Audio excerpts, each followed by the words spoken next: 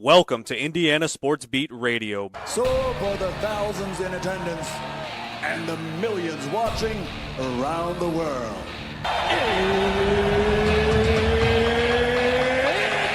Time! Three on the way. Oh! It went in! It went in! And Indiana wins the ball game! Know your role and shut your mouth, you jabroni! Float game for the win! Ayler's gone! Goodbye, touchdown, Indy! Woo!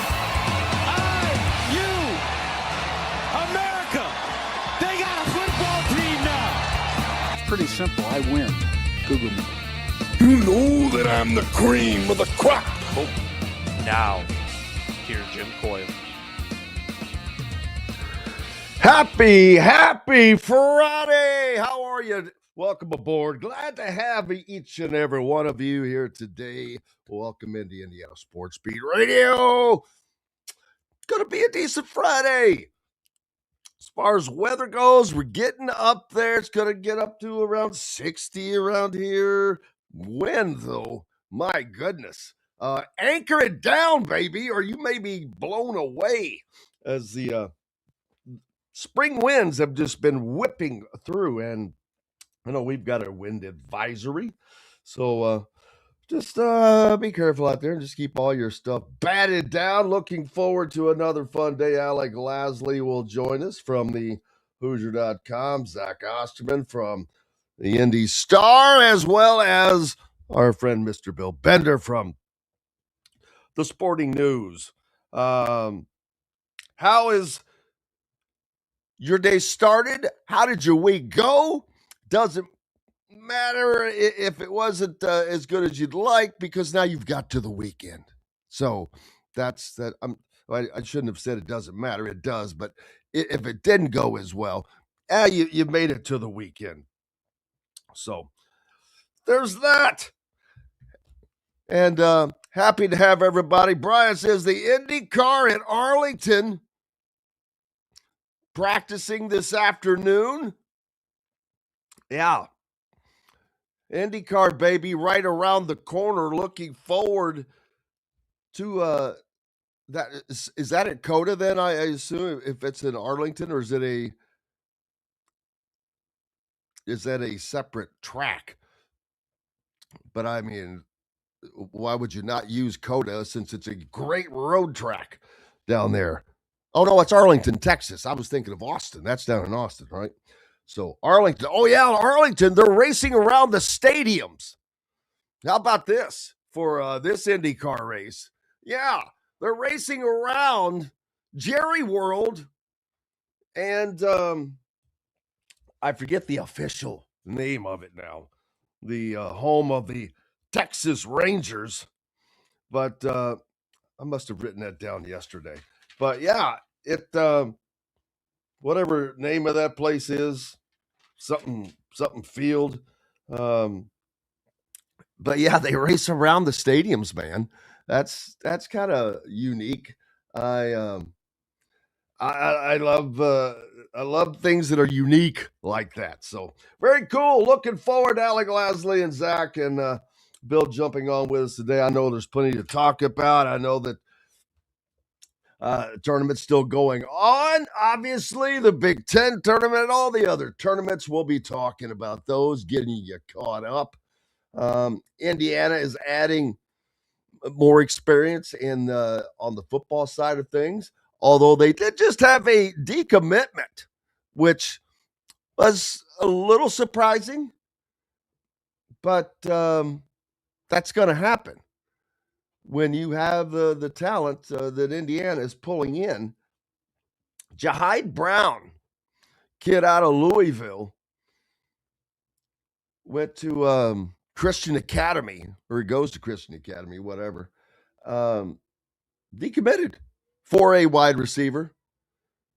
Louisville and Kentucky are on his trail, of course.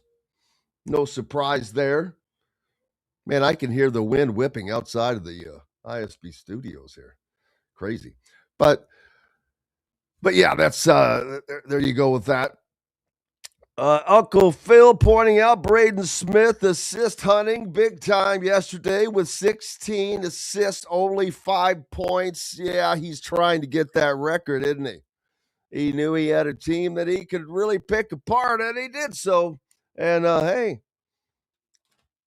yeah, you can tell that was hey,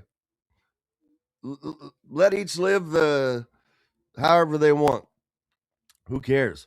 Derek says every year they opt out of playing in any postseason tournament only to have the same lousy season the next year. Why can't they continue their season in some fashion after the Big Ten tournament? He's all for it.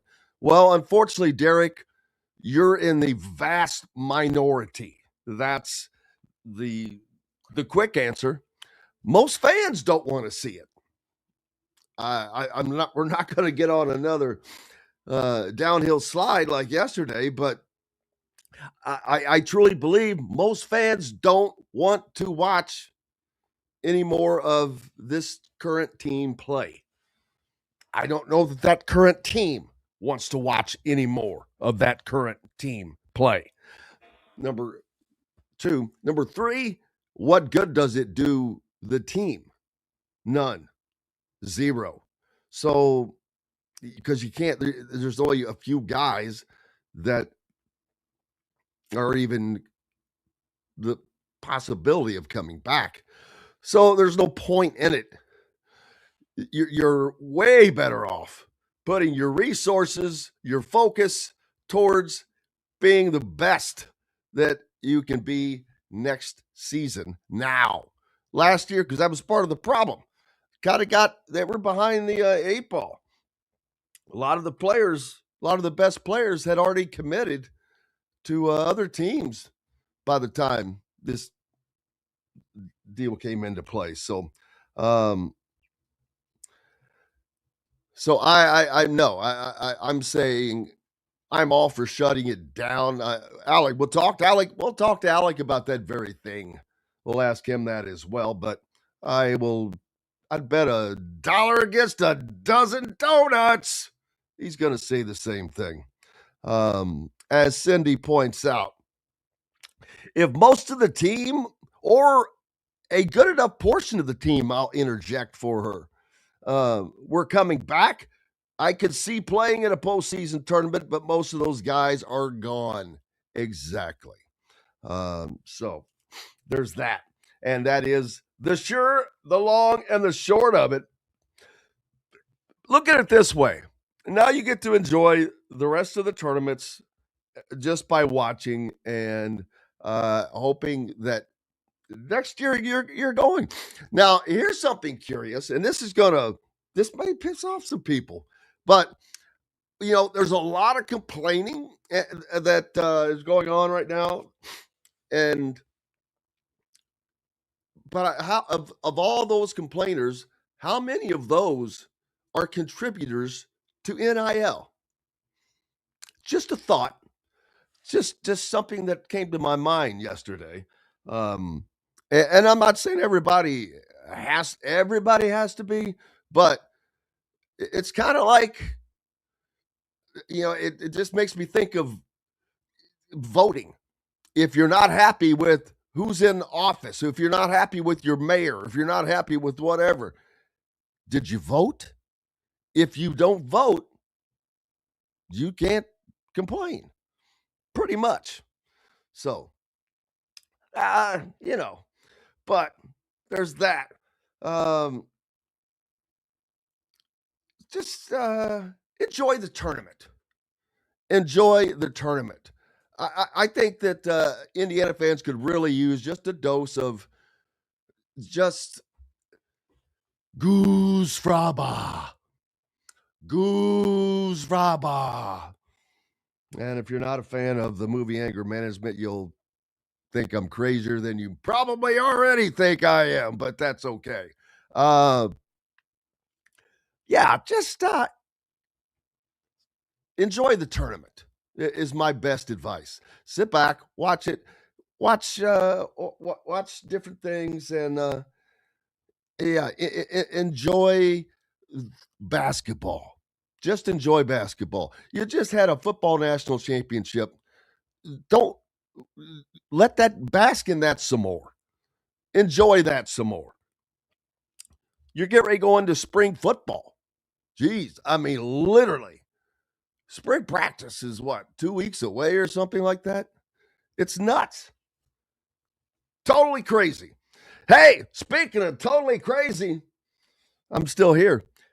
More coming up. Take a quick pause for the cause. Alec and Lasley will join us right after we take that break.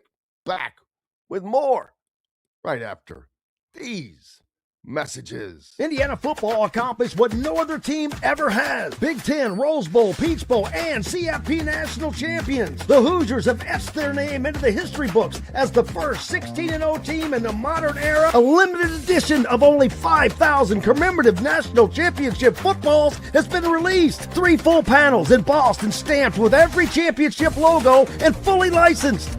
Get your piece of history today at NICOsports.com. That's NICOsports.com. Andy Moore Honda Bloomington has the deals for you, like great savings on the remaining 2025 Hondas. First-time buyers get more than expected. The Honda Civic and HR-V are the most popular vehicles for first-time buyers in the U.S. Andy Moore Honda Bloomington also has a quality selection of pre-certified used vehicles. And check out the selection of Andy Moore Honda Bloomington's 2026 models, like the Honda Passport, Honda CR-V Hybrid, Honda Ridgeline, and more. ISB Radio with Jim Coyle is brought to you exclusively on The Zone by Andy Moore Honda of Bloomington, Bloomington's #1 Honda dealer. If you're looking for a new home in the Indianapolis area, you need Cheryl Sizemore from Brick and Ivy Realty. Cheryl Sizemore has over 2 decades of experience, and that could be the difference in getting the home you want in today's tough housing market. Reach out to Cheryl at CherylSizemoreSells@gmail.com or 317-701-0838. That's 317-701-0838. Let Cheryl Sizemore sell or find your new home today. Zach Browning here to tell you about an offer you simply can't pass up. If you're looking for the best coverage of Indiana football and basketball, which includes recruiting, weekly chats, podcasts, as well as access to the best national team out there, then look no further than thehoosier.com. The best part, it's just $1 for the first week. Oh, and did I mention that you get a full year of access to The Athletic when you sign up? You can't beat the coverage, and you can't beat the deal. So head over to thehoosier.com today and sign up for just $1. It'll be the best decision you ever made. Bored, Bloomington? Dave & Buster's can fix that. Eat and drink your way through our all-new menu. Play half-price games every Sunday through Thursday. Watch all your team's wins on a 40-foot screen and 30 HD TVs. And level all up with the high-flying human crane that puts you in the game. Private game suites, our exclusive arena, and more. Only at Dave & Buster's on 731 South College Mall Road. Welcome back. Indiana Sports Speed Radio on this Friday. Alec Lasley from thehoosier.com joins us now. Hello, Alec. How are you, sir? Doing well. How about yourself? Try not to blow away today, but other than that, brother, I'm right. telling you, I talked about a minute ago. I'm like, wow, make sure it's anchored down. The winds are howling outside, and a wind advisory out there. But hey, it's spring. You got your favorite kite ready to go? No, I do not. I'm not a kite flyer, and I will not be going outside much today. Be staying inside and watching some basketball. So there is plenty of that to do. As not only the Big Ten, the Big 12, all of these, the SEC, all of these ACC tournaments are rolling on. Thoughts so far? We'll start with Big 12. Anything popping out of the Big 12 to you? Yeah, the floor. Did you see this morning? Yes. Yeah. Oh, wow. What a segue. Yeah. So, I mean, if anyone hasn't seen it, obviously we talked about it, I think 2 weeks ago or something, the LED floors. They tried that with the women's Big 12 tournament, and then they kept it for the men's.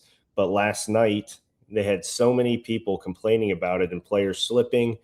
that they decided to change it. So they changed it in the middle of the night back to what is going to be a normal floor for the games today, which is crazy to me. You go into the I think they're at the semifinals now. I think they finish up on Saturday, so they're at the semifinals. So you get the 4 best teams in the conference now switching floors mid-tournament.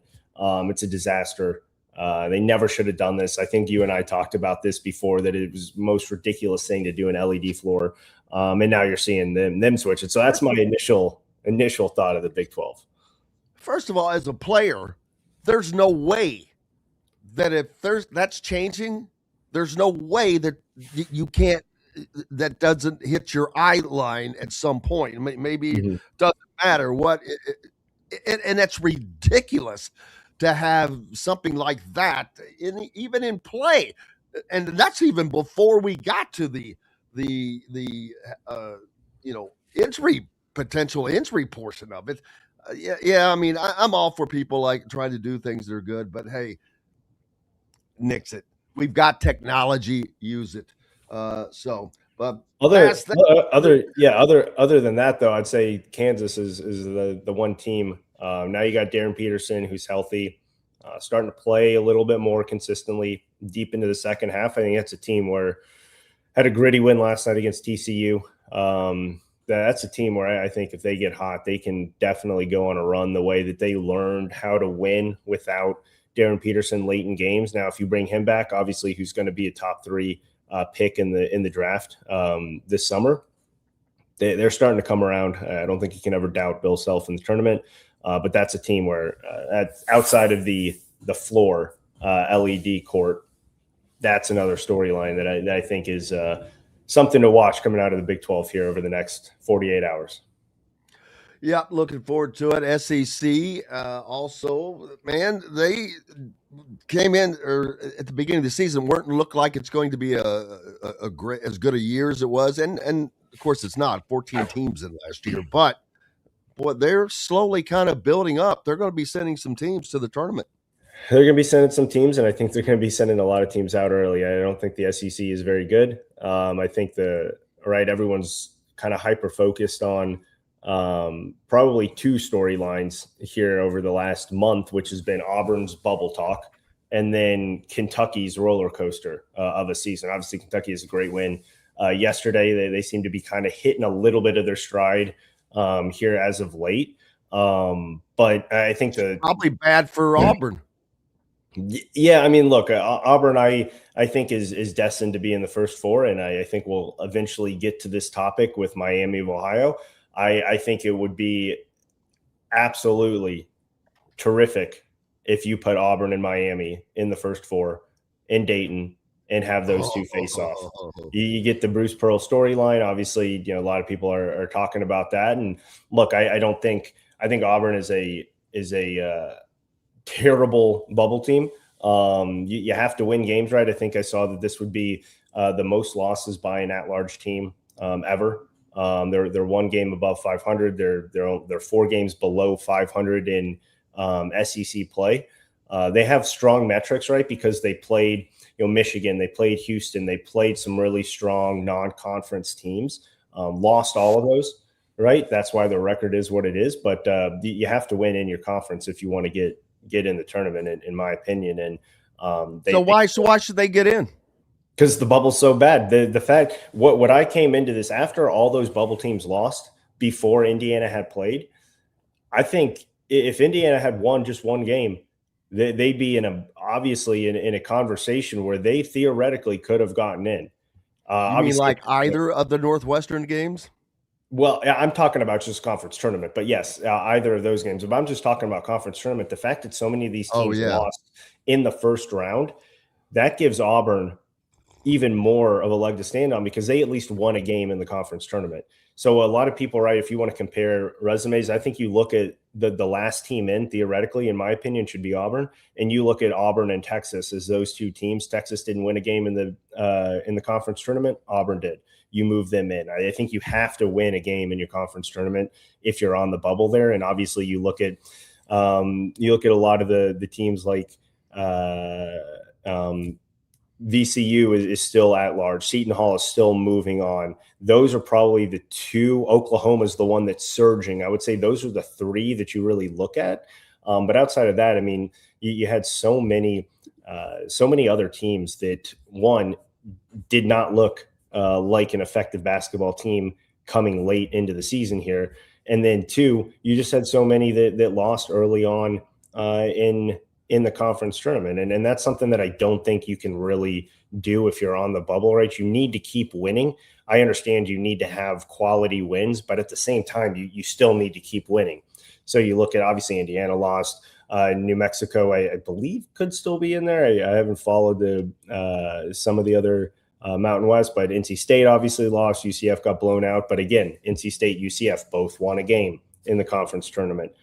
So that's where I think you kind of lay out. I think it's going to come down to potentially that first four game. And I am 100% in the corner of sending Miami there. Look, they had a great season. At the same time, their metrics are horrendous.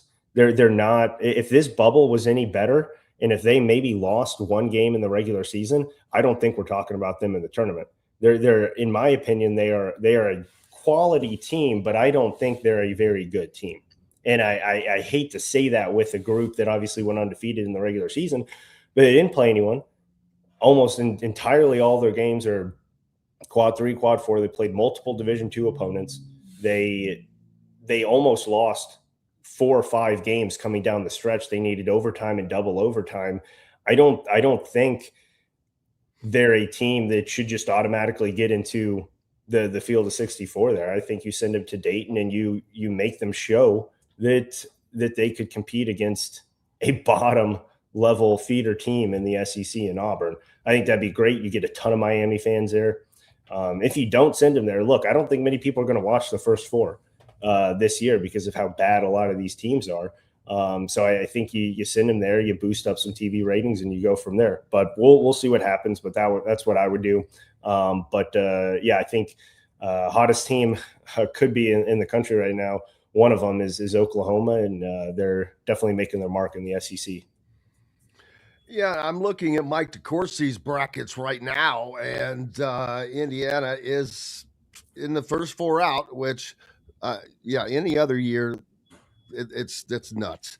But because this is a softer, much softer bubble than last year, and last year was Charmin soft, and so it just further reiterates the fact that I wonder what in the world that Charlie Baker is thinking when he wants to expand this tournament. Expand it to whom? Expand it for whom? For why? So we can watch a 17 and 16 Auburn team play whatever the hell the records of Cincinnati and Oklahoma State and even this Indiana team.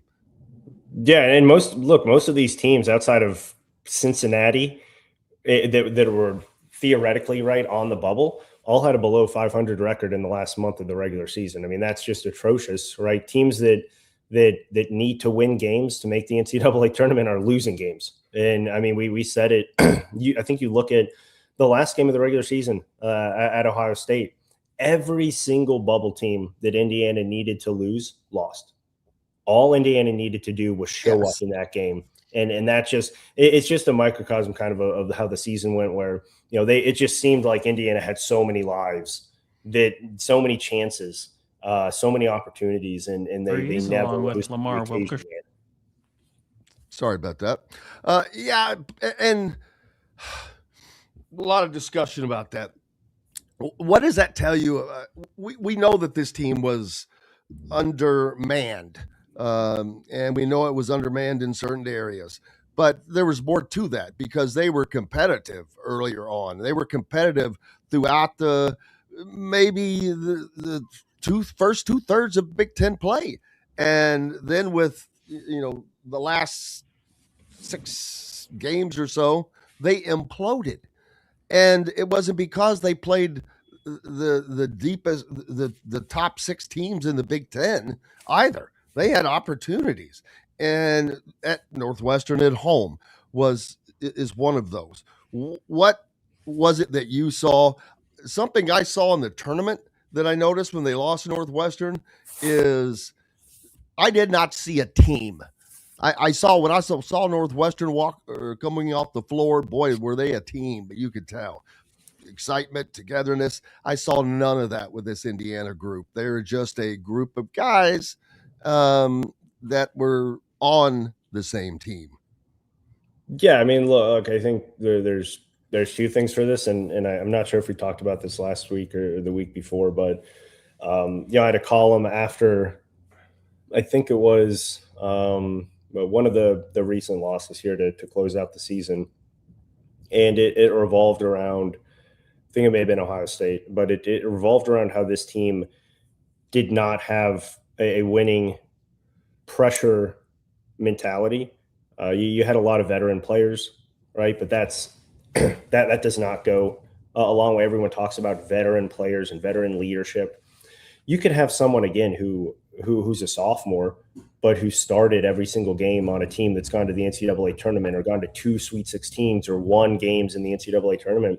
This team has finishes their college careers with I believe 2 NCAA tournament wins, if that. With what they've been able to do, they only had 5 appearances. Sam Alexis was the only one who made a deep run in the tournament, and that was obviously playing 1 minute last year on Florida's national championship team. So they did not play in pressure-packed moments. They did not know how to win games, and that's one unfortunate part where this team looked like it was going to be able to win games a few different ways, right? Either by shooting the ball, being gritty and playing with energy and playing with toughness, and just kind of finding a way. In the first half of the season, even in some of these huge deficits, right, they always found a way to come back. They always found a way to make it competitive, and that was one thing that this group was trying to kind of hold its hat on and really, be able to be the backbone and the identity of this group. And obviously as the season wore on, that was anything but. I think so. I think that's one aspect of it, right? But two, it was really interesting. When I was at the postgame press conference there with Chris Collins, and Northwestern went first. They had the winning team go first, and then the losing team go second on Wednesday here in the Big Ten tournament. And all that Chris Collins was talking about was playing with urgency, playing with a fire. He one quote that it may not be exactly word for word here, but he basically talked about his pregame speech where he said, if you can't get up for a game in the United Center, in the Big Ten tournament, playing a university like Indiana, then you should just turn in your jersey and not even walk out there. And listening to everything that he had to say, it was all around playing free, but playing with urgency, playing with energy, playing with a purpose. And then you flip it. And as Indiana was walking out, they had Lamar Tucker and then Darren DeVries. And I'm thinking to myself, as they're walking out, what are they going to say? Because it's not going to be what Chris Collins just talked about. And that's the disappointing part, because you had a group of seniors who were on their last minutes of their college careers, and they were still playing for something. It's not like they were seniors who, were just kind of playing for themselves at that moment. They still had a shot to make it in the NCAA tournament. And a lot of these guys had not been in the NCAA tournament before. And a lot of these guys were trying to go back maybe for the second time too. Tucker DeVries, obviously a guy who hadn't had a great season, but what was a guy who was a heralded, transfer, a guy like Lamar Wilkerson, who, really was the only one who showed up the entire season. But outside of, those two guys, there was not a lot of emotion shown on the floor. There was not a lot of emotion shown after the game. And it just was really disappointing and almost confusing to hear the difference in messaging. I asked Tucker, and I thought this was pretty notable. I asked Tucker DeVries when the players were up there about specifically the defense, right? Because when you see a group fold, you typically see it defensively before the offense folds. And one thing that he talked about was, how much they had stressed defense over the last few weeks, especially the last few days. And that if you're not connected and there's just one piece not connected, teams at this level are going to be able to pinpoint that and destroy that specific defense. And I thought that was really telling, because how could a group that had played so much basketball on their last leg, right, trying to win a game, just one game, not be connected? And I thought that showed more than anything that they didn't trust each other at the end of the season. They didn't trust where the help side was coming from. They didn't trust where what the system was supposed to set them up to be. They didn't trust the scheme. They didn't trust the coaches. They didn't trust the plays. They didn't trust anyone except for themselves. And that showed. And that goes back to your point, right, where, it was more of an individualized group out there than it was a team. And I think that quote by Tucker really showcased that, because you could see that the last 7 games, they gave up almost 1.4 points per possession on average in those losses. And that's atrocious. I mean, that is horrendous basketball. They were giving up and allowing teams to shoot, 55, 60% from the field in some of these games, and specifically in a half. And you're not going to win any game when you do that, regardless of what your offense does. You could hit 12, 13 threes, right? I mean, look at that Purdue-Wisconsin game to close out the season. Purdue had, I think they scored, like 85, 90 points, but they gave up like 19 threes. It doesn't matter what you do offensively if you cannot control a little bit of the defensive end of the floor. And I thought that was just really telling to show that this group completely broke, and it showed with the defense. And Tucker really kind of highlighted that with his comments there about really just not trusting where everyone was going to be on the floor at all times. And obviously that showed, and then that carried over to the offensive end as well.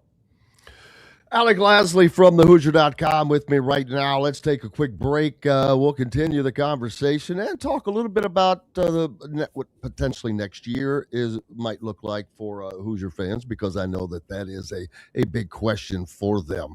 But that and plenty more. Appreciate you being with us on this Friday. Happy Friday.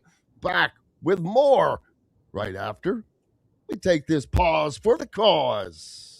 The ISC Sports Network is your home for sports content across the Hoosier State. Find us live on TV and streaming, or archived on our website and our app. The ISC is your one-stop shop for the content you want to see, including high school sports, college sports, and other great events throughout the year. Subscribe to our streaming service and get access to it all. ISC. Local lives here. If you're looking for a new home in the Indianapolis area, you need Cheryl Sizemore from Brick and Ivy Realty. Cheryl Sizemore has over 2 decades of experience, and that could be the difference in getting the home you want in today's tough housing market. Reach out to Cheryl at CherylSizemore@gmail.com or 317-701-0838. That's 317-701-0838. Let Cheryl Sizemore sell or find your new home today. Andy Moore Honda Bloomington has the deals for you, like great savings on the remaining 2025 Hondas. First-time buyers get more than expected. The Honda Civic and HR-V are the most popular vehicles for first-time buyers in the U.S. Andy Moore Honda Bloomington also has a quality selection of pre-certified used vehicles. And check out the selection of Andy Moore Honda Bloomington's 2026 models, like the Honda Passport, Honda CR-V Hybrid, Honda Ridgeline, and more. ISB Radio with Jim Coyle is brought to you exclusively on The Zone by Andy Moore Honda of Bloomington, Bloomington's #1 Honda dealer. Dave & Buster's Bloomington is the place to eat, drink, play, and watch. Enjoy half-price games every Sunday through Thursday, a new menu to dig into, and next-level upgrades like private game suites, the high-flying human crane that puts you in the game, our exclusive arena, and more. Only at Dave & Buster's Bloomington, 731 South College Mall Road. Already, just in general, what are skill sets you want to add to this roster moving forward that you think are going to be really impactful for next year? As we've talked about it a little bit as the season's gone on, just developing more depth and having more size and physicality, for this league is going to be critical. I thought, that was something that we just didn't have a lot of depth there to sustain it over, the course of a 20-game league schedule. So that's certainly something we have to prioritize to give ourselves just a better chance on the interior, the rebounding and being able to post and, be able to get guys in and out and sub and have some depth there. So that, it's something that we'll have to really, really search hard for. That was Darren DeVries talking about what potentially they might need to add next year. So I am really, he didn't talk about scoring in the post, which I noticed. So while we know that the 3-point shot is the primary weapon, something that I noticed here down the stretch with Sam Alexis is, and while he had some good games, but there were many times, Michigan State game, the last game, the ball comes into the post to him, and he's not even thinking about scoring. He's just thinking about someone to pass to. Now, I don't know if those are just set plays, but neither time did his head even consider going to the rim. Yeah, I mean, look, he had it was, and Darren Reese talked about this, I think midpoint of the season, right after that Wisconsin game where, they went to him, I think 4 or 5 straight possessions on the block one-on-one, and he scored all 4 or 5 of those touches. And DeVries talked about how, it was on the coaching staff early in the season where Sam Alexis had that potential as a scorer. But it was almost the coach's fault and the staff's fault for not putting either different plays in or putting him in position to do that. And then we got towards the end of the year here, and he became much more of an offensive factor and showed a little bit more of that versatility as a scorer. But he was never going to be that guy who could average 13, 14, 15 a game for the course of a season. And again, he did that in spurts, but not for the entirety of a year. Look, I mean, I think scoring and playmaking, regardless of the position, regardless of the size, are the 2 key things that Indiana needs. But you also need that physicality and the depth up front. Darren DeVries has now talked about it multiple times, even dating back to middle of the season on one of his radio shows where he first, kind of showed a glimpse of, hey, we probably messed up by not trying to add a little bit more depth. But this is not something we didn't know a year ago. So my question is, what was it that they were thinking? So this was done with purpose then. They did not think that they needed anything else I think again, you look at not that Josh Harris was going to come in and average 20 a game, but you had another body there. Then you have the ability. Not a body, but none of these bodies are what I call paint type bodies. None of them.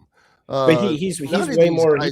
He's way more of an athlete around the rim, and that's what you didn't have. You didn't have athleticism with Sam Alexis and Reed Bailey at the 5 position. Sam Alexis was able to bang a little bit and bring some physicality, but he wasn't able to do that for 20 minutes, right? He could do that for maybe 10 minutes from a true physicality standpoint. How much would have Malik Renew have impacted a team like this, do you think? I think that's a moot point, right? I mean, I think anyone from last year's team was not going. He didn't have to be on last year's team. I'm just saying a player like that who. Well, I mean, obviously, a guy who's going to go to a different team and average, 20 a game and be first team all conference is obviously going to impact Indiana's roster in any sort of way, especially at that position. But that style of player, and that's what I don't understand. Why was not one guy like that? That's the questions that I have. Why wasn't one? Why did you not? Well, I get that's why Ryan Carr's on staff now. Exactly, I would assume. Yeah, I mean that's one reason, right? Too, I don't think I think the staff missed out on a couple guys that they were going after. And look, the front court players, major names in the portal are extremely, extremely expensive. I don't think people understand how expensive a dominant front court player is. And I'm not saying Indiana had to go out and get the top overall center in the transfer portal class or anything like that. But I mean, that is, it costs the 2 positions are point guard and center that really draw out an NIL budget. And look, I mean, Indiana missed on a couple guys. They had to stretch their budget to get Lamar Wilkerson. And with that, then they didn't have a lot to kind of go out. And they also kept a spot open, potentially thinking that they could keep Luke Goody with that waiver. And they went in a little bit closer to, the summertime with that open scholarship. And I'm sure, hindsight's 2020, right? If they knew that potential waiver wasn't going to get approved, then they would have gone out and probably landed someone a little bit early on than waiting till the summer that Asimovich ended up taking the scholarship for. But look, I mean, you can say whatever you want about how the roster was put together. They obviously swung and missed on a lot of players. I'm not defending what the staff did with this roster. Well, because I don't know a lot of it. That's why I just have questions, and I don't know a lot of the answers. And that's why I'm saying. But I will say the only good part is they have 100% come out and taken full responsibility for the roster that they put together. They have also addressed the needs that they need to attack in the portal. They have addressed the needs by also bringing in Ryan Carr. I think they're doing all the right things right now to set themselves up for a big summer. Now we can move forward 8 months from now and look at the roster and say, hey, that's another swing and a miss, and probably be able to tell whether or not this team's going to be successful or not. But at March 13th, right, with Indiana's season pretty much done, we know that there were a lot of misses on this roster now, but the staff has taken full accountability for that, which they should. I'm not trying to hold them up on a pedestal here for saying that, but at least they're being open about that. At least they're being open about what they need. And look, the Big Ten is a regardless of how college basketball is trending more towards, right, the non-traditional two big lineups, the non-traditional centers, the forwards who can shoot the three ball. It doesn't matter. The biggest thing is whether you're in the front court or the back court, it is a physical style of basketball, regardless of what position you're at. A lot of these guys were not physical. And it doesn't just start with the front court. You need your guards who really, especially defensively and offensively, right? You need the guards to be physical, to be able to either get by a defender or to hold an offensive player in front of them. And we saw multiple times that these guards, their inability to beat someone off of the dribble is not just quickness, it's the physical play. I mean, Minnesota manhandled. They don't have the size. It's not just about, I mean, look at Jacoby Gillespie, right? A guy who played at Maryland, now at Tennessee, smaller guard, but he has quickness and he also has a physical edge to him, right? Not throwing Tate Conraway under the bus here. He has the quickness, doesn't really have the physical edge to him. So, when you look at the roster construction there, yes, a lot of people are going to be hyper focused on the front court with absolutely. That is a major factor for why this team failed to make it to the NCAA tournament this year.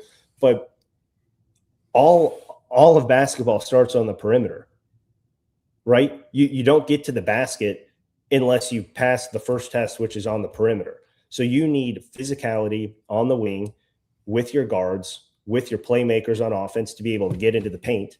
You also need physicality and length and strong defenders on the front portion of that defense on the perimeter to force the offense to start their sets, 5-6 feet beyond the 3-point line, which we saw Indiana have to do multiple times. So it's not just the front court that needs to get more physical. I think that's where everyone looks to, but it needs to start with the guards and with the perimeter players. And then you have a little bit more flexibility in what you want to do. Then you maybe bring in more length and athleticism in the front court if you have the physicality on the perimeter. But you didn't have physical play on either aspect of those positions this year. And I think that's the biggest thing. You can make up for a few deficiencies in the physical lane there if you have one or the other, but Indiana didn't have both or didn't have either. And that's the biggest thing. So I think you need depth in the front court, but I think you can overcome physical play and true dominant forwards if you have dynamic playmakers, physical guards, and size in the backcourt. And I think that's where you have to start if you're Indiana. And then you fill in the front court. And I think that's a slight shift of what I thought earlier in the season with how the roster was put together. Don't disagree with that. And now the focus shifts to next season, to next year's roster. But also, why didn't Ristic and Sisley play a little more? I'm just curious why just to get them some minutes, especially when you have Darren talking about the physicality of the league. I would think unless it was just he felt it was just too much at the time, but I would have thought that there would have been a few more minutes to steal here and there for Indiana. For I mean, look, I especially with the Trent Sisley, but I mean, it's hard to say, right? Look, this group found its rhythm, and no one can really deny that. In that, winning 4 out of 5, right? Beating Purdue, beating Wisconsin, beating Oregon, UCLA. And so at that time, right, you went heavy on Nick Dorn. You went heavy with multiple shooters on the floor, and tried to ride that wave as far as you could. Obviously, some of those guys gave glimpses of what it could be, and there was no consistency. And I just look. I mean, if in a coach's mind, obviously, no one's in Darren DeVries' mind. He's very open, right, to the media and explaining why he does certain things. But if you're looking at who they played, you went with guys who were older, who had been around the block a lot longer, who were more physically mature from that aspect, trying to probably offset what they lacked in physical play already.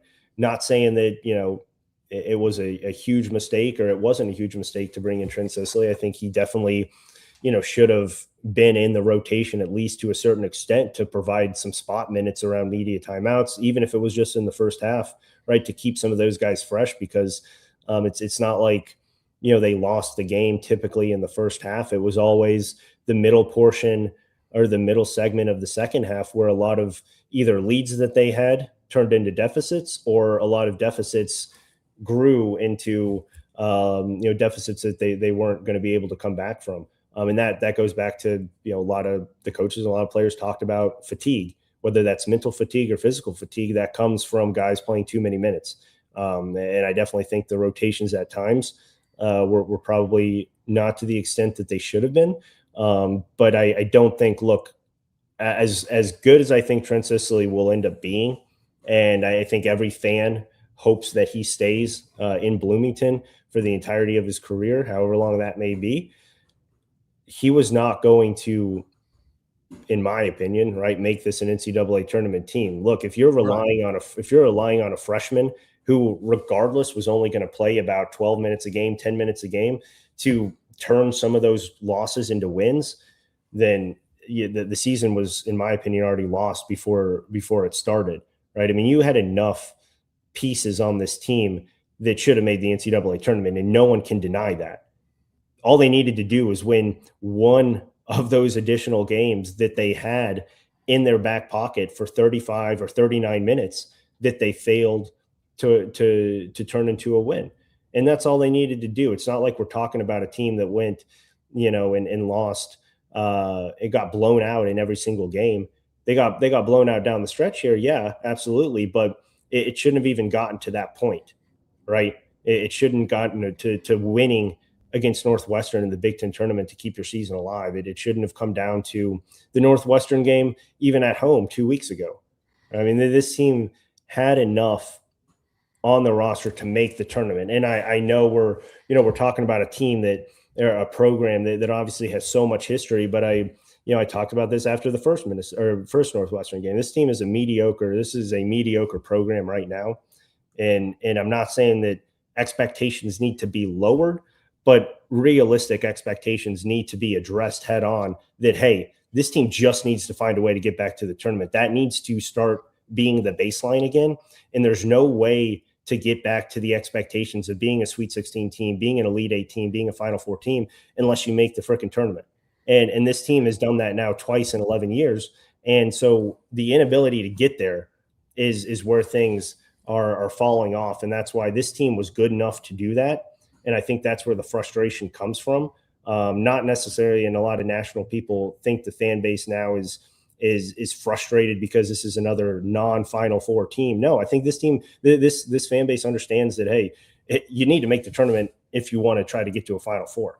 And the fan base now is annoyed and sick of the inability to be one of the 68 best teams. Here we are talking about, and they should be. I grant that. Exactly. No, 100%. And we're talking about an Auburn team that is 4 games under 500 and one in SEC play and 1 game above 500 overall. And they're likely going to get in. And you're telling me that Indiana could not even muster up enough wins or quality wins or just games in general. Well, let me ask you quickly: what's more deserving, Indiana or Auburn? Who's more deserving? Yeah, in my opinion, Auburn, because they won a game in the conference tournament. But what the hell does that have to do with the overall body of work? They have a much better overall metrics than Indiana does. Okay, now see that I buy that I deal with. Look back to the non-conference. Like I said, they added Michigan, they added Houston, 2 teams that have a realistic Final Four expectation. Indiana played Marquette and Kansas State. So, well, also neither deserve to be in. But and I'm not making excuses. But when you're in the first season, Burrow had this stuff set up. I mean, and I'm talking about the elder Pearl. It's like having a head coach and your dad on your side up here doing everything else that he can to grease the wheels for you. And I'm not talking about getting the job. I'm talking about the schedule. That stuff was already in place. So, I'm not going to make excuses. The hell, they should have been in the tournament. They had their opportunities. They didn't. And that falls squarely on Darren DeVries. Now, we've only got like 1 minute left. Going down the stretch, they were 17-6. They were 17-6. And then, boom. All they have to do is you can 3-putt. You can literally 3-putt. I equated this to parring out weeks ago, which is all they had to do. They don't do that. They pull a Phil Mickelson and they shake it on 18. You can still 3-putt. And they don't. And it's like, are you kidding me? So, the people don't want to, I think they're like you said, they're tired right now. Let's move on to next year. I don't know that DeVries, I think he underestimated the Big Ten, playing a 20-game Big Ten schedule. And he underestimated the talent needed. And he underestimated the talent on hand. So, but I think he learned, and I think that they have the tools a lot. So, what's up next for you? You've got 30 seconds, and I'm counting. Yeah, I mean, obviously, it's now a shift. It's a shift to spring practice for football. Obviously, the transfer portal opens up here in a little less than a month for basketball, which is going to be a huge deal with the assumption that a lot of transfers will be coming in. But right now, spring practice starts in 2 weeks. Pro Day, April 1st. And then obviously the NFL draft right around the corner, where likely we'll see 2 Hoosiers in the first round and a number 1 overall draft pick. So a lot of football heavy content. Obviously, transfer portal is going to dominate the basketball realm. Hoosiers.com, Alec, Lasley, appreciate you. Sorry, buddy, gotta go. Indiana football accomplished what no other team ever has. Big Ten, Rose Bowl, Peach Bowl, and CFP national champions. The Hoosiers have etched their name into the history books as the first 16-0 team in the modern era. A limited edition of only 5,000 commemorative national championship footballs has been released. 3 full panels embossed and stamped with every championship logo and fully licensed. Get your piece of history today at NICOsports.com. That's NICOsports.com. The ISC Sports Network is your home for sports content across the Hoosier State. Find us live on TV and streaming or archived on our website and our app. The ISC is your one-stop shop for the content you want to see, including high school sports, college sports, and other great events throughout the year. Subscribe to our streaming service and get access to it all. ISC. Local lives here. If you're looking for a new home in the Indianapolis area, you need Cheryl Sizemore from Brick and Ivy Realty. Cheryl Sizemore has over 2 decades of experience, and that could be the difference in getting the home you want in today's tough housing market. Reach out to Cheryl at CherylSizemoreSells@gmail.com or 317-701-0838. That's 317-701-0838. Let Cheryl Sizemore sell or find your new home today. Andy Moore Honda Bloomington has the deals for you, like great savings on the remaining 2025 Hondas. First-time buyers get more than expected. The Honda Civic and HR-V are the most popular vehicles for first-time buyers in the U.S. Andy Moore Honda Bloomington also has a quality selection of pre-certified used vehicles. And check out the selection of Andy Moore Honda Bloomington's 2026 models, like the Honda Passport, Honda CR-V Hybrid, Honda Ridgeline, and more. ISB Radio with Jim Coyle is brought to you exclusively on The Zone by Andy Moore Honda of Bloomington, Bloomington's #1 Honda dealer. Dave & Buster's Bloomington is the place to eat, drink, play, and watch. Enjoy half-price games every Sunday through Thursday, a new menu to dig into, and next-level upgrades like private game suites, the high-flying human crane that puts you in the game, our exclusive arena, and more. Only at Dave & Buster's Bloomington, 731 South College Mall Road. Josh Pose, Inside the Hog. Coach, was there a specific time in that second half where you just kind of saw a different thing from your team? It looked like they had a sense of urgency at the beginning, and then it kind of petered out late. Yeah, it was interesting to start the second half. Just there was a stretch in there about 3-4 minutes in. It felt like Northwestern's defense had really cranked her up a little bit, gotten physical. Started slowing our movement, and then we weren't able to get by people to go get to the ball to go make a play. So you ended up with a lot of just a little windshield wiper offense. Again, and it's been something that's kind of hurt us a little bit, especially these last 7-8 games in the second halves, just not getting able to find a secondary way to score has been a problem for us in a lot of these games. Okay, up front. Thanks, Darren. I recognize you guys are on the bubble. If Sunday comes and you're not in the field, I know this is maybe a hard question to answer today, but what do you feel like got established for this program this season in terms of, you talk about principles and things that will outlive just this roster. What do you feel like kind of you at least kind of sunk roots into this program this season if this is your last game? Right. I told the guys, it's a great group to coach. I think their practice habits were really good all year.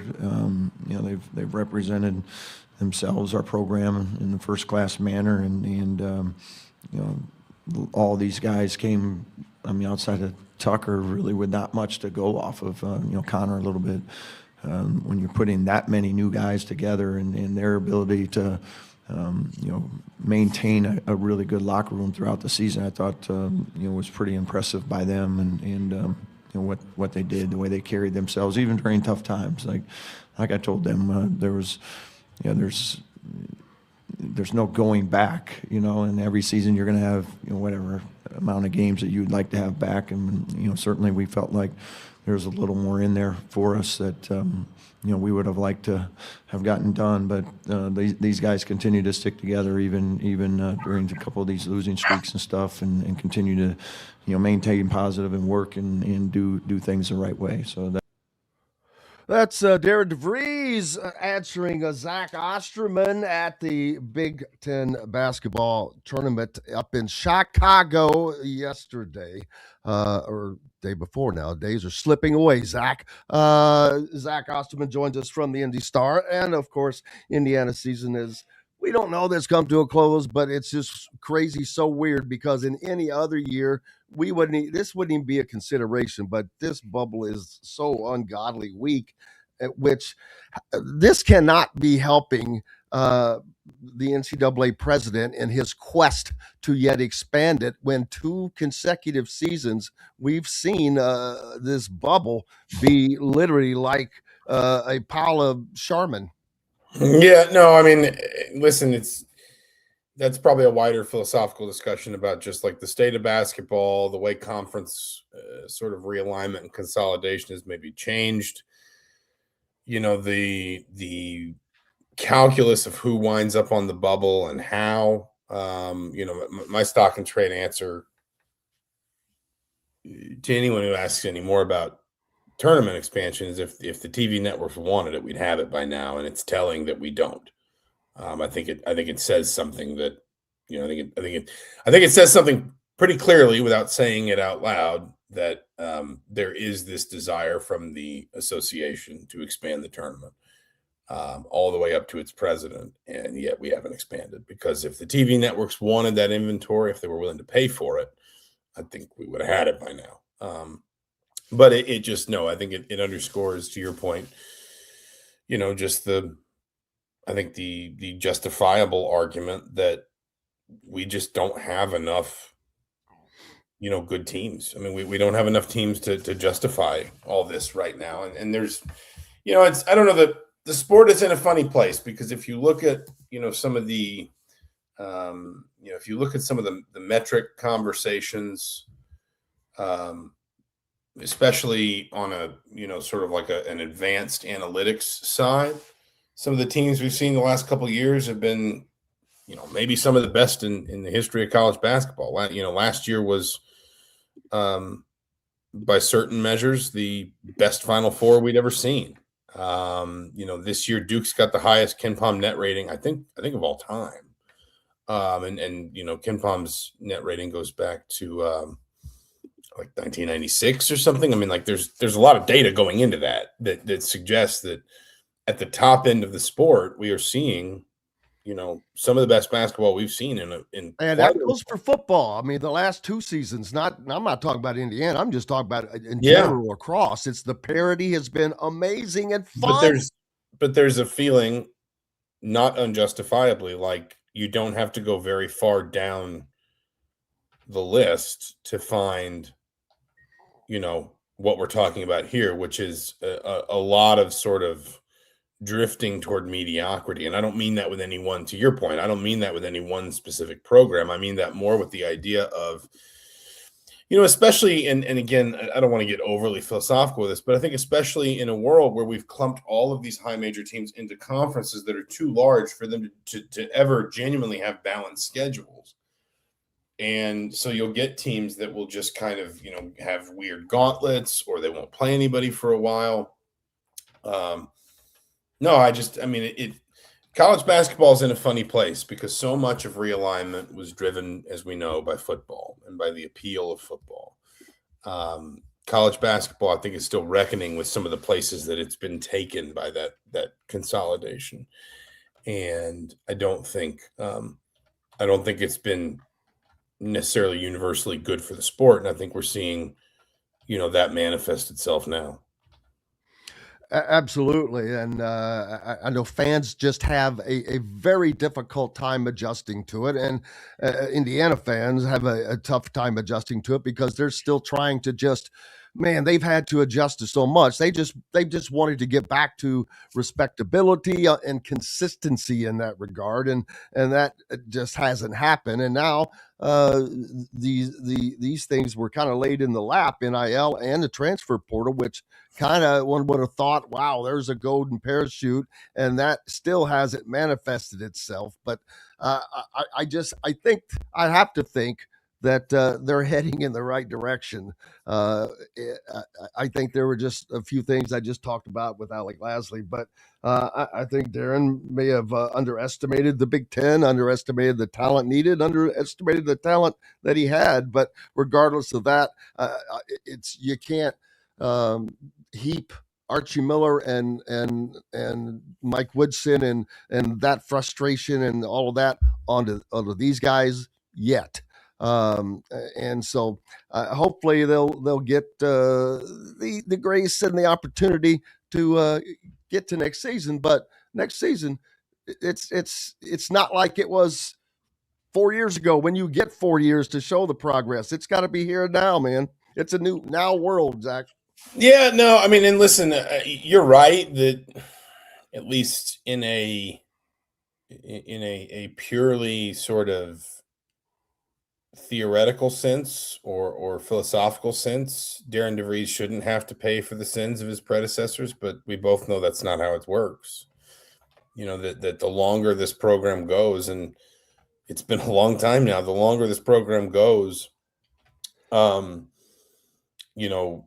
not restoring some sense of baseline competitiveness, the more the weight of the anxiety and the frustration, or on the other side, the apathy within the fan base is going to weigh down whoever is in that job.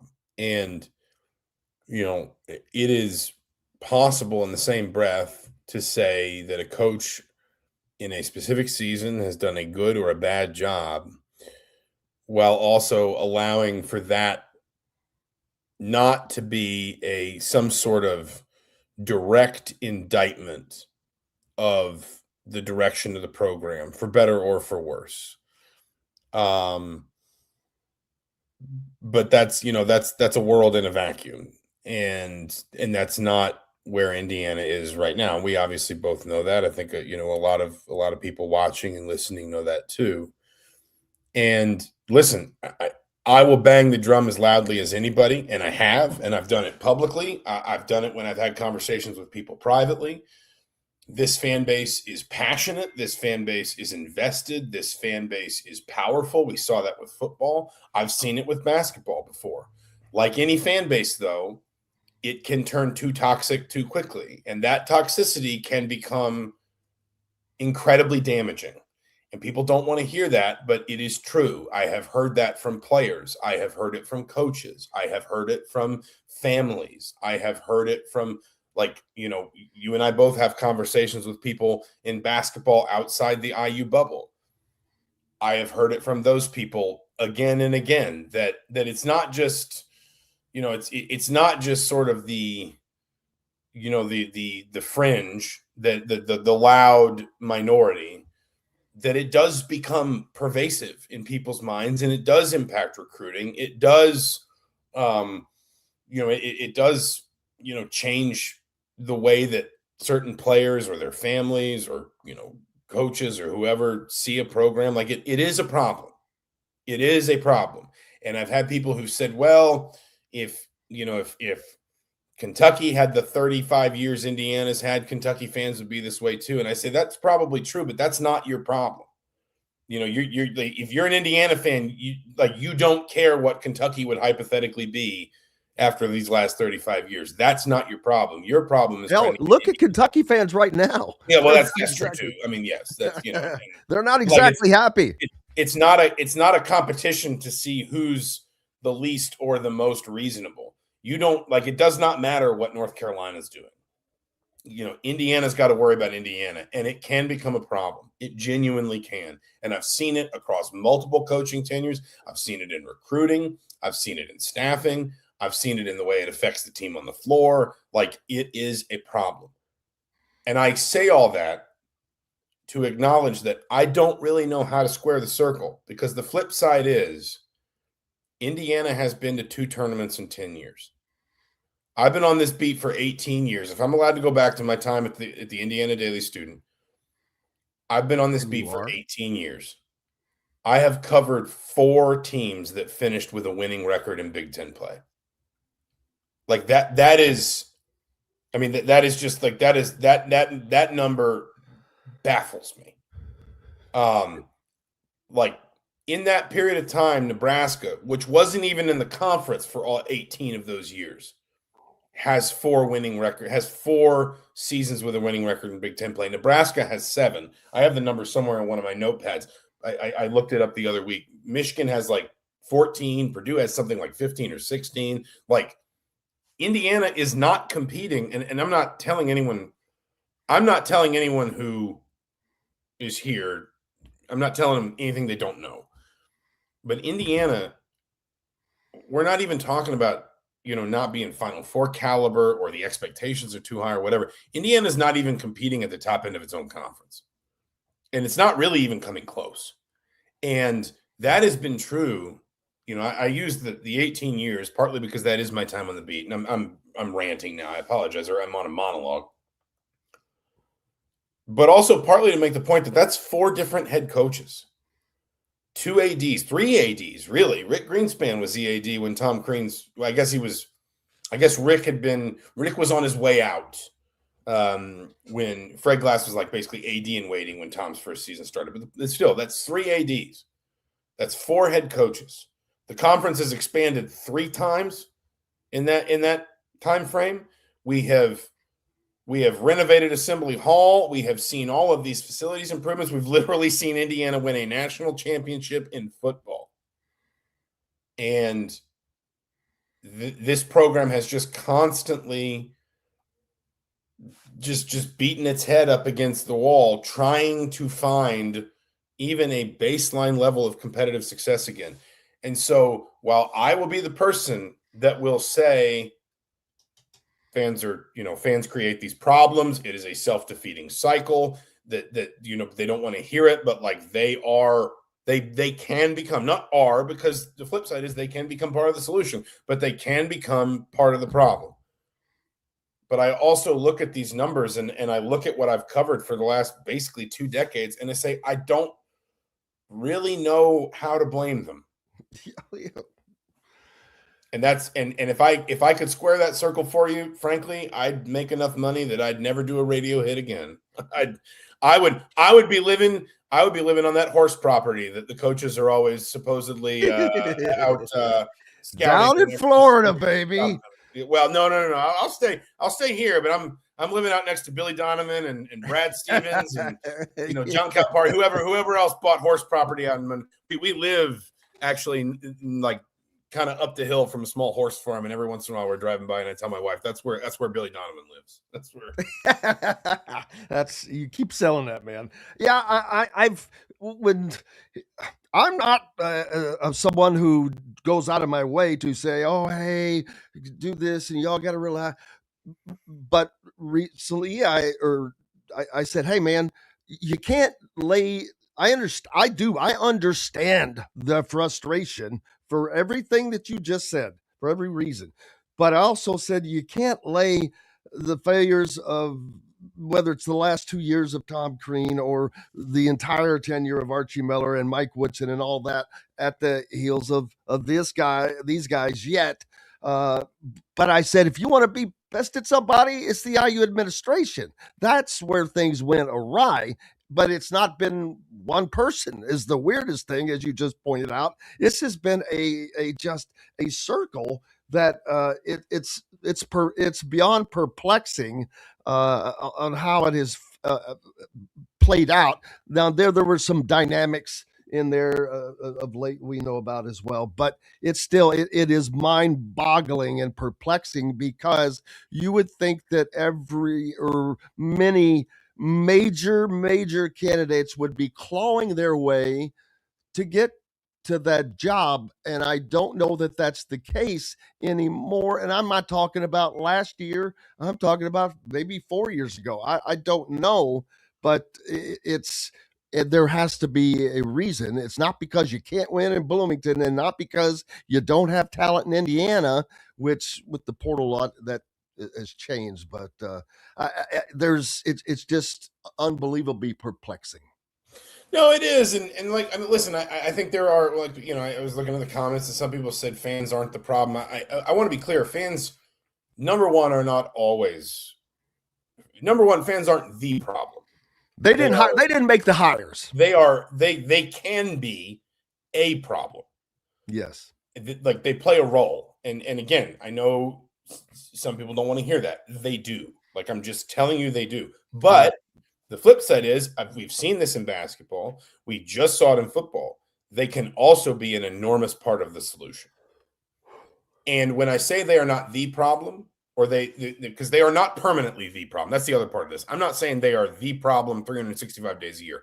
I'm saying they create some of the problems some of the time when things get toxic. I say it that way to say there are plenty of other people and entities and to your point, like administrative decisions, whatever, that that at whose feet the responsibility for what's happened to this program rests.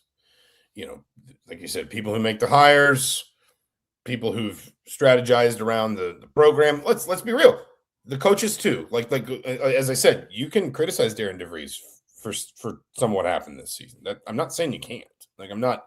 I think he would tell you can't. I mean, he's been. It seems it's striking to me that he's kind of gone out of his way already to start talking about some of the things that he did not know, that he did not realize he didn't know when he took this job, about roster construction and what the Big Ten would require and what needs to change and so forth. It is.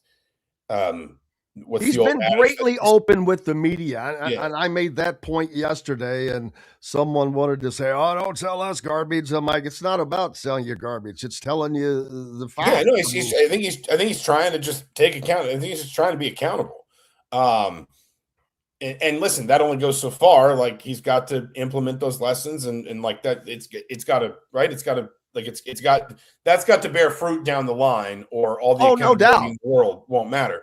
But and quickly. I've said that. Hey, I'm not there. I have not been negative this year, and there's no reason to be, and I'm not going to be next year at the end of the season. If this is the conversation, then there's a problem. Yeah. But that's a year from now, and they get to go into this offseason with things they didn't have last year. Zach, they got here in March. Well, now they're going to be ready when the portal hits. They're going to be prepared before the portal. They've got Ryan Carr. They've got a lot of other things they did not have access to last season. But like even through that, and I would maybe talk about like the last 15 years or so, because that's when I think the last 15 or so years is about the time that the financial gap closed enough for Indy. Because like if you go back through the 90s and 2000s, there's a lot that happens with Indiana athletics in general that is defined by bad financial decisions or a bad financial situation, a little bit of both. That handicapped a lot of different things. Like my favorite story that I like to tell is when he was raising money for Cook Hall, Calvin Sampson told the board of trustees that the most he could do with Assembly Hall from a recruiting perspective was walk a recruit into the building, point at the 5 banners, ask him to help him win a 6th one, and walk him back out again because the facilities were so bad he didn't want to show recruits. He didn't want to show the recruits. And that was basketball. And this was the mid 2000s. And I know Calvin Sampson's persona non grata, but in that job, this is what that person was saying I don't have. The last 15 years or so is when Big Ten network money, Big Ten media rights in general, if Indiana's not making as much as Ohio State, at very least Indiana is making enough to start investing in facilities, to start paying more competitively for coaches, et cetera. You think about in that period of time, Indiana has won a national title in soccer and played for like 3 more. Indiana has been to the College World Series. Indiana has enjoyed historic, unprecedented success in women's basketball. Indiana has restored swimming and diving to something approximating, basically its greatest sort of iteration. Gold medalists, silver medalists, Olympians, every 4 years in the roster of Indiana, either current swimmers and divers or alums is impressive. Ray Lewis, Drew Johansson, they're always at the Olympics, coaching with Team USA and so forth, or some team. We could go on about like the other things, like softball has risen. Women's soccer has enjoyed sort of some halcyon moments. Volleyball looks like it's pointed in the right direction. And again, I say this, Indiana football won a national championship. In the last 15 years, all of that has been accomplished by the same people and the same administration and the same infrastructure and the same apparatus in general. And I say that because I don't want to single any one person out as somehow being the reason for the success or the failure. The same apparatus that has not been able to get Indiana basketball right has accomplished all of those things while also realizing record revenues, renovating or replacing almost every facility on the athletics campus, moving Indiana into a much more modern, competitive structure, structurally, financially, and so forth. Like basketball is increasingly the outlier. If we looked around and we said Indiana can't get basketball right, but Indiana bad at everything else too, then we just say, well, these are bad decisions. The people making the decisions, the administrative sort of, structure is just not adequate. But the administrative structure has accomplished all those other things in all those other sports, whether it's competitively, financially, or infrastructurally. And basketball remains the thing that Indiana just can't figure out. And I don't know exactly what that means. Like, I can't sit here and tell you that I have a hard and firm idea that, this is the reason why that is the way it is. But I do think it is relevant. I do think it is worth pointing out. I agree. It's crazy. And when you come up with the answer, I just want to watch you become. I'll be your stable boy. That's right. We'll be out there. I don't think I've ever even ridden a horse. I love the horse property thing. Like, I've never met a college basketball coach, or really a college coach ever, who wanted to talk about horses with me. And they spend so much time in their office that it's just like, what are they going to do with the horses? Like, what is it about horse property? Every coach that I've ever known that lived in this town lived like out on Russell Road or maybe down by the lake. Yeah. But they just lived in a subdivision in a $4 million house. Like, what? But every time this job is open, it looks beautiful. It looks beautiful. You probably didn't know, but over my shoulder there, that's actually a portrait, but that's actually me right there in Las Vegas at the World Series finale at team roping. I used to compete in pro rodeo back in another lifetime. I love that. Zach Osterman from the me out to some NCAA. Dan Seals. Everything that glitters is not gold. Let's go. There you go, baby. Make sure you're giving him a follow. We appreciate him and always appreciate you, sir. Have a great weekend with the kids. You too, Jim. We'll talk to you soon. Absolutely. There it goes. Zach Osterman from the Indy Star joining us here on Indiana Sports Beat Radio. Back with more. Bill Bender will join us next after we take a pause for the cause.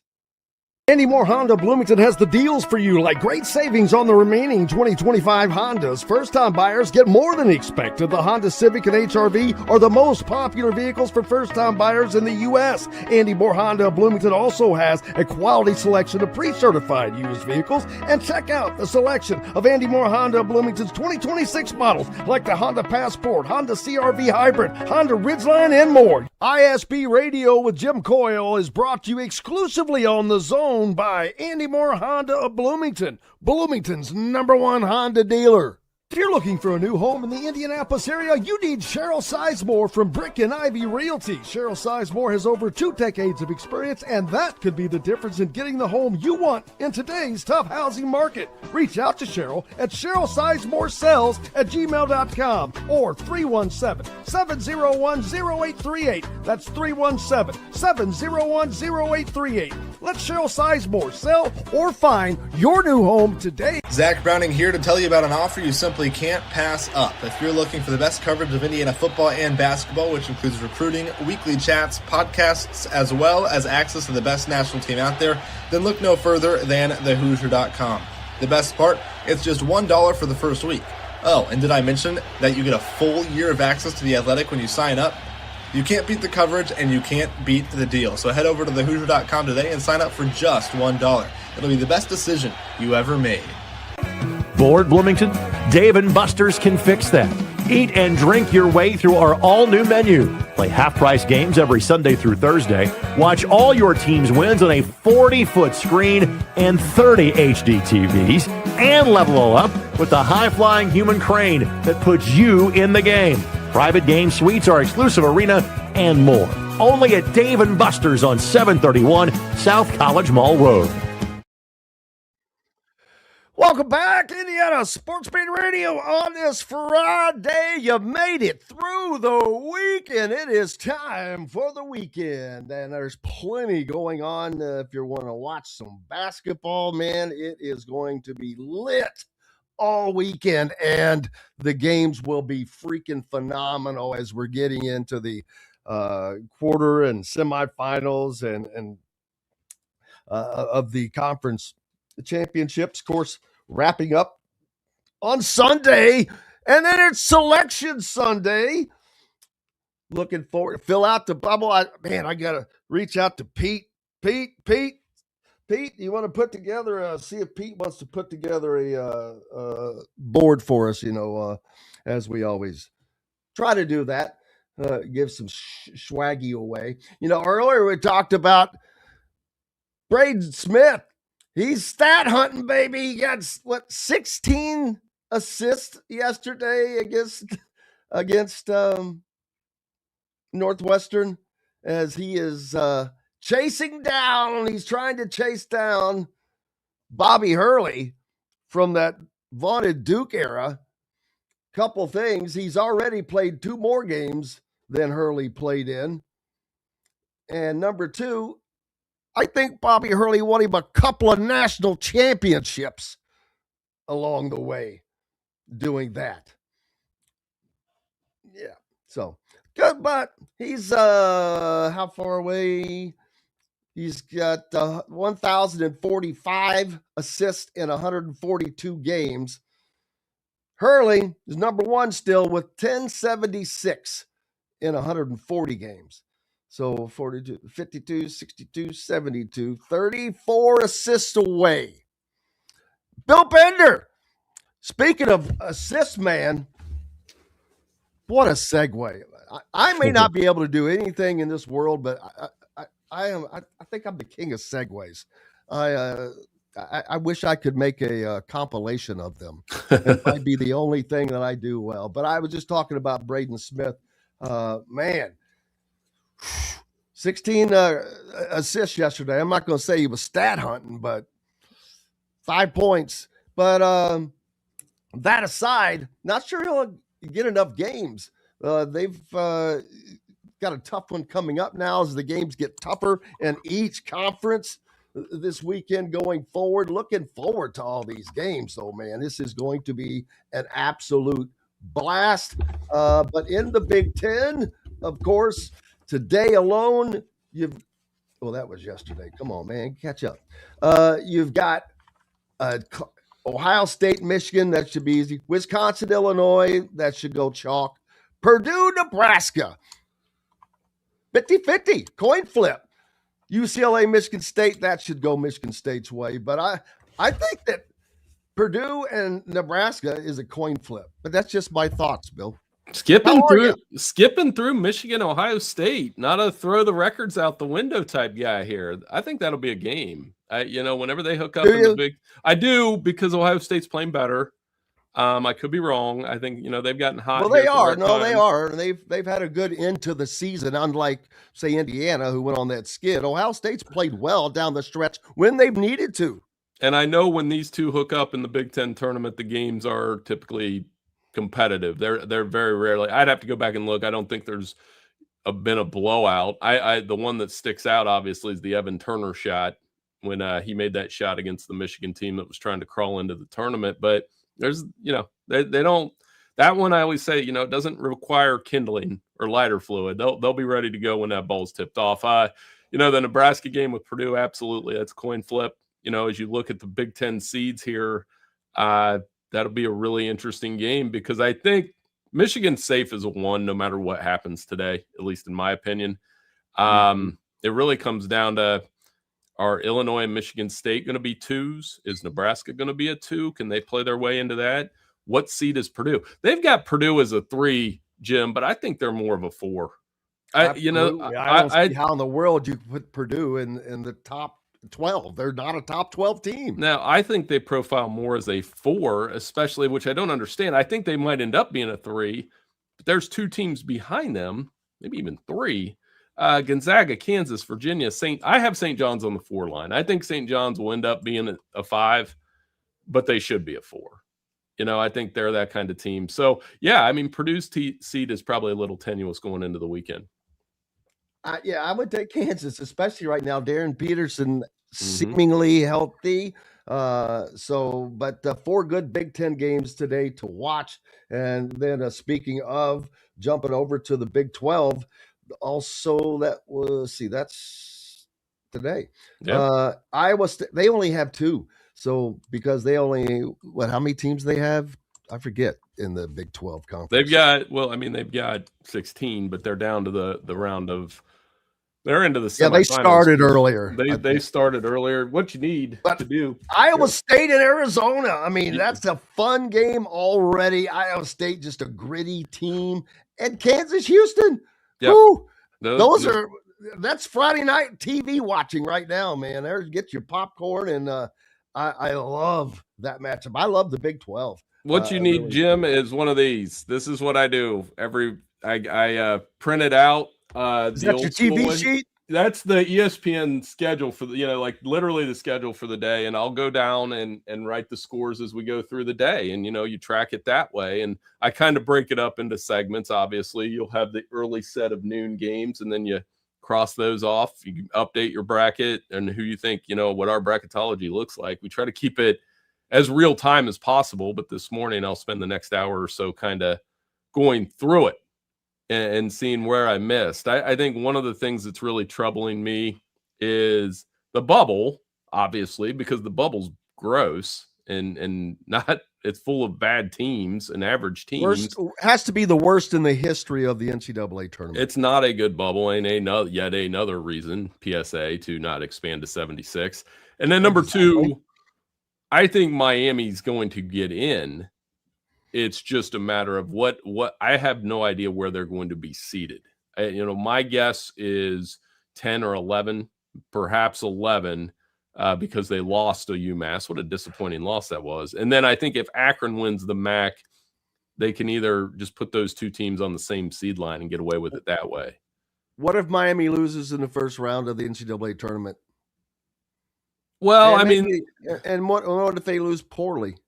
Yeah, then there will be repercussions, I think, in the following seasons, because we're going to stump for them. But I go back to, like I said, my freshman year. And I know you're a MAC guy. I am. I'm going to defend the MAC here because the last time the MAC had two bids, it worked out. And I'm not doubting him. Don't think I am. No. I'm just bringing up the questions. No, you're right. Because here's the concern is that we've had conversations about, an Indiana or an Auburn or New Mexico, New Mexico right now is first team out. And I actually think they should probably be in.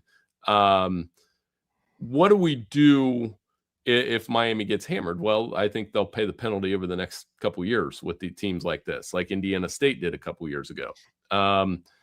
That said, last time the MAC had two bids, it was my freshman year of college. Kent State played Temple tough, lost the 6-11 game. Wally Zerbiak led Miami to a couple victories. Those Kent State and Miami teams were really good. I think Akron's good. I think Akron's legit. And, what's the harm in putting both teams in? If you really have a problem with Miami, just put them on the first four. That'll be good TV because everybody will be wondering that question you just asked, Jim. What if they get beat by a lot? And they will probably draw a P4 team. Mm-hmm. Well, not necessarily, but very possibly. Because the last four in VCU, SMU, Texas, the New Mexico Lobos, of the one I'm looking at from Mike right now, that may have changed after last night. If it did, I don't have access to that insider information. But Indiana, unbelievably, still in the first four out, but they're the last of the first four out. Auburn up in front. Bruce Pearl stumping for Auburn with a one game over 500 record and four sub 500 record in the SEC. I'm sorry, I'd rather see. I don't know. There's a lot of other teams I'd rather see than Auburn, but especially after having to listen to Bruce Pearl openly stump for them on national TV. Stop that. I know ESPN loves the drama, and I like to say drama, not drama. Mm-hmm. They love it, but it's for a quote unquote, which we know that journalism has gone out the door, but a journalistic outlet. You're doing the exact opposite of that, man, and you're promoting it. Well, and another thing that's tough to sort out right now is these, for lack of a better word, average to below average, mediocre SEC teams on the bubble. Which one are they going to leave out? Texas A&M, Georgia lost yesterday. Oklahoma's kind of making a last ditch run here. Oklahoma should be ahead of Auburn in the bubble talk, at least in my opinion. They've won 6 in a row. They're playing really well. They hammered A&M last night, so they may be able to play into the bubble. But right now, the SEC, in my opinion, will have probably 10 tournament teams.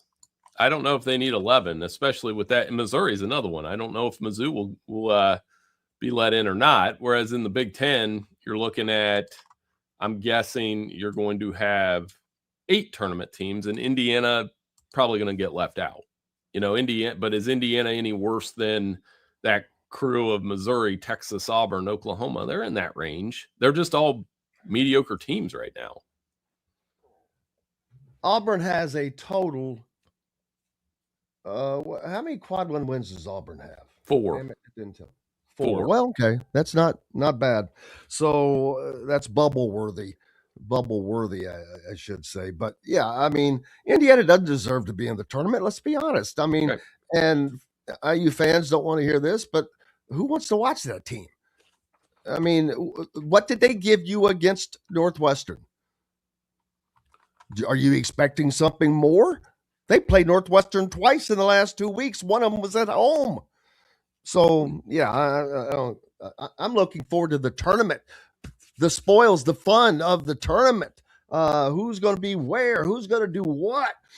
Who's going to succeed out of the SEC and every one of these other conferences? Does Florida get a number 1 seed?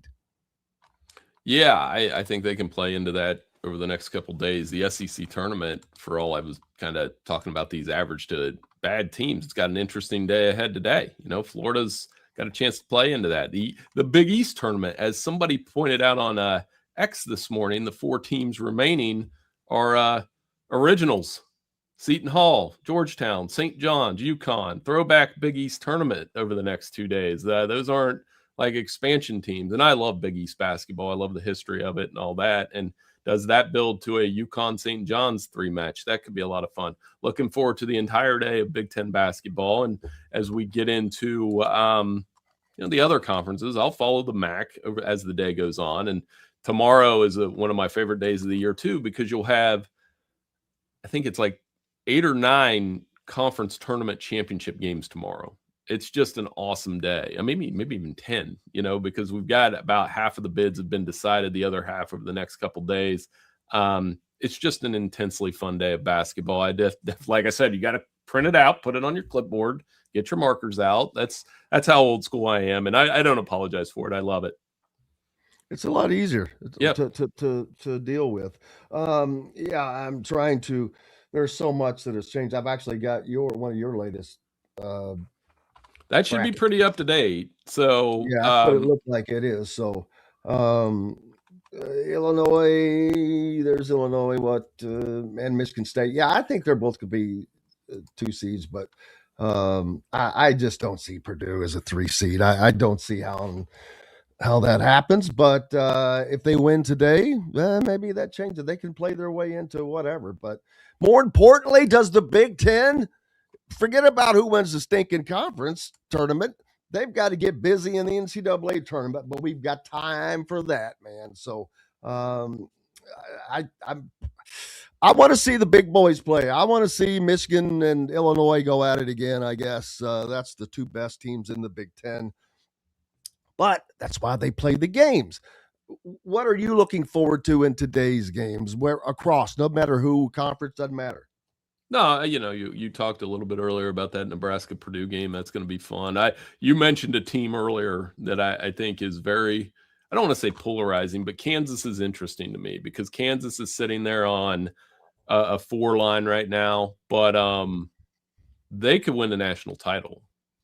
They're probably that one team outside the 3 lines that has the talent with, if Peterson is who he is, and plays like he made his free throws. He made plays last night. They could make a run. They've always got enough talent to do it. The question is, can they do it? And then obviously in the SEC, is Kentucky going to win a game? Is Arkansas going to win a game? Alabama and Florida have played really well. That should be a fun quarterfinal round in the SEC. And then, if you're looking down the progression for like bubble teams and that kind of thing, keep an eye on San Diego State and New Mexico. They're all, both on the bubble. They're both kind of on the outside looking in. I like I said earlier, I think the Lobos should be in the tournament.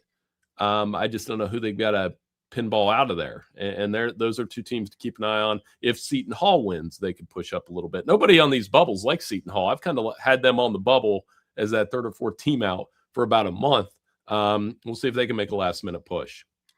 Both Duke and North Carolina dealing with injuries, substantial injuries, but is this going to affect their seeding? I don't think it'll affect Duke. It might affect North Carolina a little bit. They may drop a line because they've got Miami and Clemson beat them last night, and Louisville's in that range. So I could see North Carolina maybe slipping a line. Duke survives the scare last night. They still have Boozer. It's similar to what they were dealing with in the ACC tournament last year with Cooper Flagg getting hurt. We'll see if they can get one of those guys back. But, obviously when you have those injuries, Cameron Boozer, you're going to rely on him more. You're going to rely on that backcourt a little bit. You're going to need some guys to step up, including his brother Caden. But, I don't think Duke. I think Duke's number one, and they still have a chance. I think Duke and Michigan are kind of playing, and maybe even Arizona to some extent. Those three teams are playing for the number one overall seed. So if one of those teams wins their conference tournament and the other two don't, I could see them making that team the number one overall seed. They're all around the 30-win mark. Bill Bender from the Sporting News. Keep following him. One of our favorites. Appreciate you, brother. Enjoy your weekend. Hey, we'll catch up next week. Thanks so much, Jim. Appreciate Thank you, sir. Bill Bender, appreciate you as always. More coming up right after these messages. Appreciate you. Dave & Buster's Bloomington is the place to eat, drink, play, and watch. Enjoy half-price games Sunday through Thursday, plus a new menu and next-level upgrades like private game suites and the high-flying human crane. Only at Dave & Buster's Bloomington on South College Mall Road. Zach Browning here to tell you about an offer you simply can't pass up. If you're looking for the best coverage of Indiana football and basketball, which includes recruiting, weekly chats, podcasts, as well as access to the best national team out there, then look no further than thehoosier.com. The best part, it's just $1 for the first week. Oh, and did I mention that you get a full year of access to The Athletic when you sign up? You can't beat the coverage and you can't beat the deal. So head over to thehoosier.com today and sign up for just $1. It'll be the best decision you ever made. You're looking for a new home in the Indianapolis area? You need Cheryl Sizemore from Brick and Ivy Realty. Cheryl Sizemore has over 2 decades of experience, and that could be the difference in getting the home you want in today's tough housing market. Reach out to Cheryl at CherylSizemoreSells@gmail.com or 317-701-0838. That's 317-701-0838. Let Cheryl Sizemore sell or find your new home today. Andy Moore Honda Bloomington has the deals for you, like great savings on the remaining 2025 Hondas. First-time buyers get more than expected. The Honda Civic and HR-V are the most popular vehicles for first-time buyers in the U.S. Andy Moore Honda Bloomington also has a quality selection of pre-certified used vehicles. And check out the selection of Andy Moore Honda Bloomington's 2026 models, like the Honda Passport, Honda CR-V Hybrid, Honda Ridgeline, and more. ISP Radio with Jim Coyle is brought to you exclusively on The Zone by Andy Moore Honda of Bloomington, Bloomington's #1 Honda dealer. Bored, Bloomington? Dave & Buster's can fix that. Eat and drink your way through our new menu. Play half-price games every Sunday through Thursday. Watch your teams on the big screen and level it all up with the high-flying human crane. Private game suites and more, only at 731 South College Ball Road. Welcome back. It is Friday, baby. I hope you get just enjoy your weekend however you wish to. There's a lot of basketball that you can watch. As a matter of fact, over the next 3 weeks, 1, 2, 3, 4 weekends, actually. The fourth weekend, though, will be the Final Four in Indianapolis. Getting you caught up on some things. Indiana football has a decommitment from the 4-star wide receiver Jahide Brown out of Louisville. We'll talk more about that next week. Ravens, the nixing of the Max Crosby trade with the Raiders Sunday. It's looking more and more like the Ravens were possibly playing some guys against each other there. They signed Trey Hendrickson to the same position, And it's apparently they have a reputation for doing those sorts of things. So that's kind of weird. Lamar Wilkerson set a new single-season scoring record for Indiana men's basketball with 464 points. First player since Brian Evans to average 21 points a game on the season. Indiana's previous single-season scoring holder was Don Schlunt with 459 points, and he was on the 53 national championship team. But something that I will point out, Lamar also fell just shy of Steve Alford's 107 made three-pointers on the season with 103, I believe. On the one hand, the three-pointers Lamar was shooting were substantially further back as opposed to the top of the key.